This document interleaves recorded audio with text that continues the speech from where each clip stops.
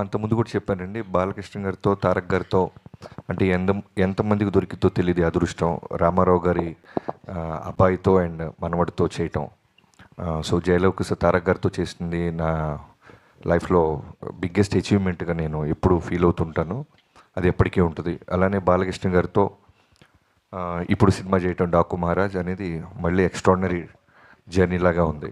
So ఇద్దరిలో common points చాలా ఉంటాయి. బట్ మొన్న ఎవరు అడిగినప్పుడు నేను చెప్పింది ఏంటంటే ఫ్యాన్స్ని చాలా ఓన్ చేసుకుంటారు. అంటే వాళ్ళ ఫ్యామిలీలో జరిగిన ఇన్సిడెంట్స్ అయి ఉండొచ్చు, ఎవరైనా వాళ్ళు జర్నీ చేస్తుంటే ఫంక్షన్లకు వచ్చి వెళ్తున్నా, లేదు బాలయ్య బాబు గారు కూడా షూటింగ్ ఎవరైనా ఆయన దూరంలో మేము జైపూర్లో ఉన్నప్పుడు వచ్చిన, మారేడుమిల్లి అప్పుడు వచ్చిన ఆయన కోప్పడుతుంటారు. ఏంట్రా అంటే దాని రీజను, ఇంత జర్నీ చేసి వచ్చారు వాళ్ళు సేఫ్కి వెళ్తారా లేదా అని. సేమ్ తారక్ గారు కూడా మేము పూణేలో చేస్తున్నప్పుడు ఫ్యాన్స్ ఎవరైనా వస్తుంటే మ్యాక్సిమం అవాయిడ్ చేసేవాళ్ళు. ఏంటంటే ఓ రోజు చెప్పారు, బాబీ మనమంతా ఇక్కడ కంఫర్టబుల్గా ఉంటాం, వాళ్ళు పాప నాతో ఫోటో దిగడానికో లేదా నాతో దూరంగా చూడటానికి వస్తుంటారు, మళ్ళీ వాళ్ళు వెళ్ళేదాకా నాకు బ్యాక్ ఆఫ్ ద మైండ్ అది ఉంటుంది అని.